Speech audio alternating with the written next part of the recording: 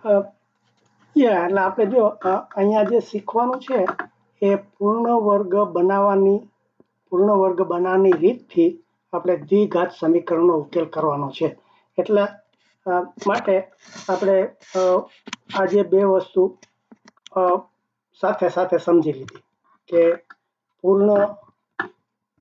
પૂર્ણ વર્ગની એક સૂત્ર બનાવીએ અને આ એક દ્વિઘાત સમીકરણનું સૂત્ર છે. એટલે પૂર્ણ વર્ગનું સૂત્ર કેમ લખાય તો કે આ px વત્તા q એને બદલે પહેલા એને કેવી રીતે મૂક્યું છે, પહેલું સ્ટેપ એમ કે px પ્લસ q નો સ્ક્વેર એટલે px પ્લસ q એનો સ્ક્વેર એટલે એ પૂર્ણ વર્ગ થયું.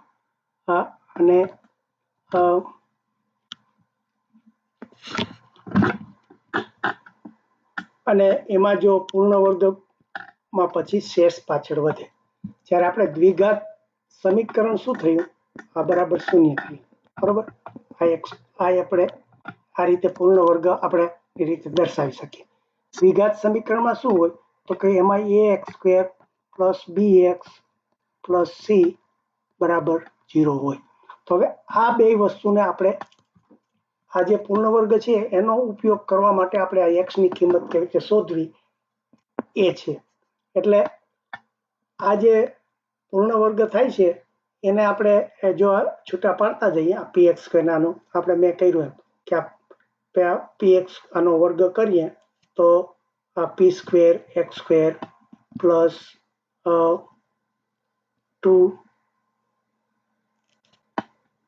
2pqx અને પ્લસ q સ્ક્વેર એટલે આવું એનું આ વર્ગનું છૂટું પડે અને પ્લસ r બરાબર 0. એટલે જો આ સૂત્ર હોય તો હવે આને આપણે આની સાથે સરખાવવું હોય તો આ જે a છે x નો વર્ગ, તો x નો વર્ગ જે છે એ બે સરખા થાય. એટલે એની કિંમત આપણે એમ કહી શકીએ કે આ a બરાબર આ p સ્ક્વેર થાય. બરોબર, પછી આ b છે એ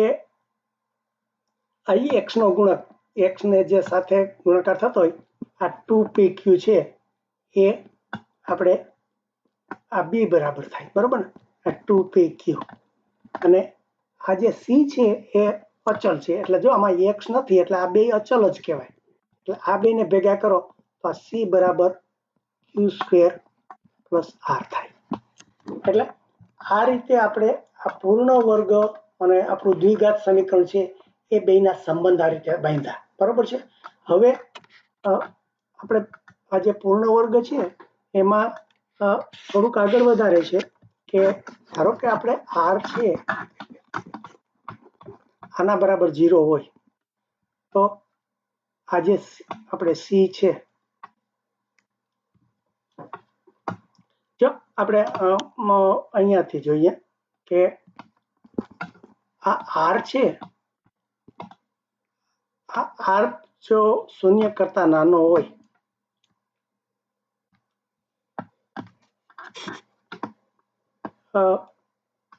r 0 કરતા નાનો હોય એટલે ધારો કે આ 5 કેવું હોય સંખ્યા, -5 કેવું હોય તો હવે જો પેલી બાજુ તમે જઈ જાઓ તો +5 થઈ જાય ને. એટલે આપણે r છે પ્લસ r અહીંયા પણ એમ કે r કા 0 હોય, આપણે પેલું જોયું ને કે r એટલે શેષ, આપણે ભાગાકાર કરીએ આ 56 ભાગ્યા 8 8 + 56 કરીએ તો શેષ શું થઈ? 0 થઈ. અમુક જો કે નેગેટિવનું આપણે નથી શીખ્યા પણ બીજગણિતમાં આવી શકે. એટલે કા 0 કરતા વધુ હોય, કા 0 હોય, કા 0 કરતા ઓછું હોય, 3 શક્યતા હોય. જો 0 કરતા નાનું હોય તો આની અંદર ધારો કે માઇનસ હોય, 0 કરતા નાનું એટલે માઇનસ હોય, પેલી બાજુ જાય તો પ્લસ થઈ જાય. તો શું કહે છે, આ જો r પેલી બાજુ વહી જાય તો આ જે આપણે બાકીનો ભાગ વધે એ એમ કે પૂર્ણ એટલે એને જો નવું નામ આપે છે કે શું કહે છે, જો આર નેગેટિવ તો સમીકરણની ડાબી બાજુની બહુપદીના બે અવયવો મળે.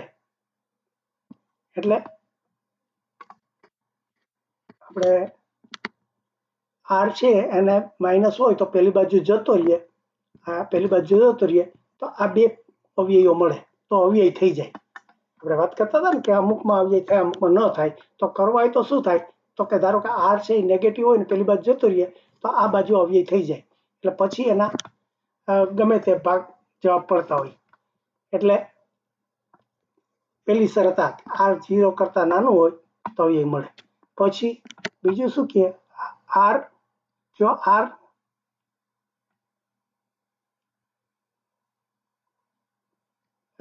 એમ કે આર 0 કરતા મોટો હોય તો સમીકરણનો વાસ્તવિક ઉકેલ નથી. એટલે શું એમ કેમ કીધું, એટલે ધારો કે આ આર છે, ફરીથી આ તમને લખું કે આપણે આ સૂત્ર આવું હતું કે px પ્લસ ક્યુ નો સ્ક્વેર વત્તા આર બરાબર 0. હવે આર જો નેગેટિવ આર જો પોઝિટિવ હોય એટલે આ ધારો કે 5 હોય તો પેલી બાજુ શું થાય, આ px વત્તા ક્યુ નો સ્ક્વેર બરાબર આ 5 છે, આર પેલી બાજુ આવી જાય તો -5 થયા. હવે આનું આપણે વર્ગમૂળ શોધીએ તો શું થાય, આ px વત્તા ક્યુ બરાબર ને, અરે px વત્તા ક્યુ એનું વર્ગમૂળ થાય, આ px વત્તા ક્યુ આનું વર્ગમૂળ થાય. હવે આનું વર્ગમૂળ શું થાય તો કે -5 નું વર્ગમૂળ. પણ આવું આપણે હજુ શીખ્યા નથી. હવે આ નેગેટિવ સંખ્યાનું વર્ગમૂળ ના થાય એટલા માટે આના અવયવ પડતા ના હોય. એટલે આ જો આપણે આર કેવો છે એટલે શેષ કેવી છે એના પર જો એ નેગેટિવ હોય તો બરોબર છે, કે તો પેલી બાજુ પોઝિટિવ થાય તો એનું વર્ગમૂળ થાય. ધારો કે આર છે એ -5 હોય, આ અગત્યનું છે, ફરીથી સમજાવું કારણ કે આ ગોખી નાખવાનો કોઈ અર્થ નથી. આપણે આ px વત્તા ક્યુ નો વર્ગ વત્તા આર બરાબર 0. તો જો આ બધી જ મથામણ આર એટલે શેષ ઉપર છે. હવે શેષ જો -5 હોય તો શું થાય, આ px વત્તા ક્યુ નો વર્ગ બરાબર પેલી બાજુ પ્લસ થઈ જાય તો આ 5. તો આનો વર્ગ કરીએ તો આ px વત્તા ક્યુ વર્ગમૂળ કરીએ તો આ 5 નું વર્ગમૂળ, તો બરોબર છે, એવું હોઈ શકે. એટલે આ તો એનું આપણને બે અવયવ પડ્યા કહેવાય. એટલે આ અવયવનો જવાબ મળે. એટલે જો આ નેગેટિવ હોય, આર નેગેટિવ હોય તો ચાલે, તો આપણને મળે. પણ જો આર નેગેટિવ ને બદલે પોઝિટિવ હોય તો શું થાય, આપણે આર પોઝિટિવ હોય તો શું થાય કે એને ફરીમાં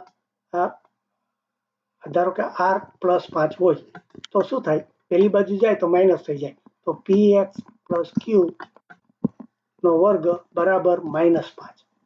હવે આનું વર્ગમૂળ કરીએ તો px વત્તા ક્યુ, તો આનું વર્ગમૂળ -5 નું. પણ આ વાસ્તવિક સંખ્યા નથી. આપણે વાસ્તવિક ને અવાસ્તવિક તમારે કોલેજમાં આવશે એટલે આ અવાસ્તવિક થઈ જાય, એનું વર્ગમૂળ નેગેટિવ સંખ્યાનું વર્ગમૂળ ન નીકળે. એટલા માટે આના અવયવ પડે નહીં. આના અવયવ છે કે નહીં, આપણે જે આખું પદ શોધ્યું એના અવયવ પડે કે ના પડે એટલે જો આર નેગેટિવ હોય તો પડે, આર નેગેટિવ પોઝિટિવ હોય તો ના પડે, બરોબર. અને આર 0 હોય તો શું થાય, તો શું કીધું, અને આ ત્રીજી શરત છે. અને આર હોય તો સમીકરણના બંને ઉકેલ સમાન થાય. એટલે આર જો 0 હોય તો શું થાય, ધારો કે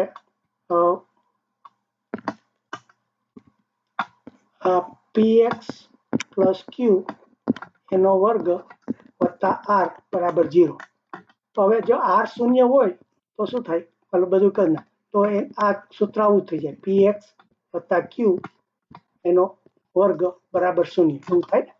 હવે આવું થઈ ગયું તો પછી આ x ની કિંમત આ શું થાય, આના કિંમત આ p આના બે ભાગ તમે કરો pq અને આ px વત્તા q એવા બે આ વર્ગ છે એટલે એનો અર્થ થયો તો આના બરાબર 0 થયું તો આ બે સરખા થયા એટલે px વત્તા q બરાબર 0 થાય અને આ બીજું છે એ px વત્તા q બરાબર 0 થાય એનો અર્થ કે આ x ની કિંમત આપણને બેયમાં સરખી મળે એટલે x બરાબર આ માઇનસ q ના છેદમાં p અને અહીંયા બીજું x બરાબર માઇનસ q ના તો બે સમાન મળે એટલે આ જે એને વાત કરી છે એ આપણે સાબિત કરી એટલે કે r જો એટલે આ જો વારંવાર આવશે એટલે આપણે ફરીથી આ સમજી લ્યો કે આજે આપણે પહેલા તો જાણે એના બે સૂત્રો સરખાવ્યા કે આપણે આજે આ આપણું બહુપદી છે બરોબર, પછી આ એક આપણે પૂર્ણ વર્ગનું એક સૂત્ર ધાર્યું, પછી આ પૂર્ણ વર્ગનું સૂત્ર છે એને જરા છૂટું પાડ્યું એટલે આ થઈ ગયું એટલે પછી એના બેના એબીસી ને બે સરખાવ્યા એટલે આ જે આ બે સૂત્ર છે એ બેના એના સહગુણકોની સરખામણી કરી તો એ આના બરાબર થાય, બી બરાબર આ થાય, સી બરાબર આ થાય.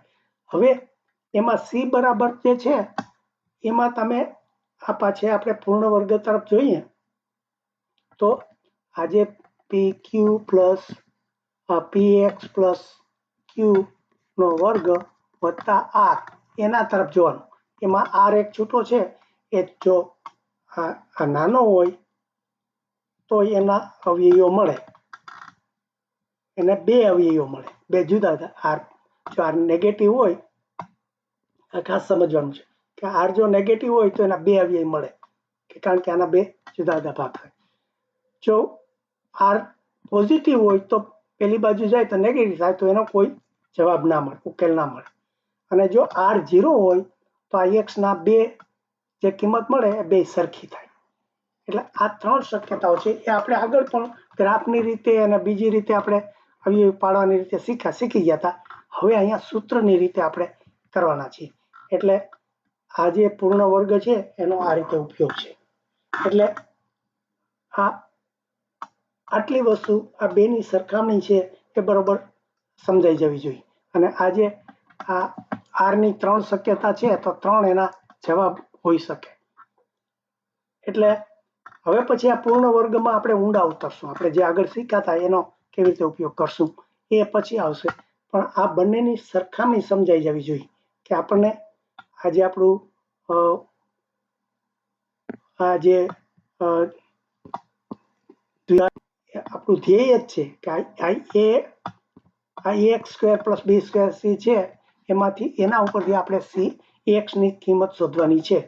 એટલે એના માટે આપણે આ જે નવું શોધ્યું પી ક્યુ આર અને પછી નક્કી કર્યું એ બેના સંબંધ શોધ્યા અને પછી કે આર ત્રણ જાતના હોય, કાં આર 0 હોય, કાં આર પ્લસ પોઝિટિવ હોય, કાં આર નેગેટિવ હોય તો એના અવયવ પડે કે નહીં એ થાય, કારણ કે આમાં આ જે છે આ બધું આપણે અવયવ પડે તો જ એની કિંમત મળે. આપણે જે સમીકરણ છે એની કિંમત તો જ મળે કે જો એના અવયવ પડે. અવયવ પડે કે ના પડે એનો આખો આધાર આપણે આર ઉપર છે. એટલે આર જો નાનો હોય તો બે અવયવ પડે, બે જુદી જુદી કિંમત હોય. આર જો 0 કરતા મોટો હોય તો એની કિંમત જ કોઈ ના મળે કારણ કે અવાસ્તવિક થઈ જાય અને 0 હોય તો બે કિંમત મળે, બે સરખી મળે. એટલે આ ખૂબ જ અગત્યનું છે. હવે એને આપણે આ પૂર્ણ વર્ગની જે વાત જે સૂત્ર છે હવે એને ઉપયોગ કેવી રીતે કરીએ એ થાય છે. એટલે હવે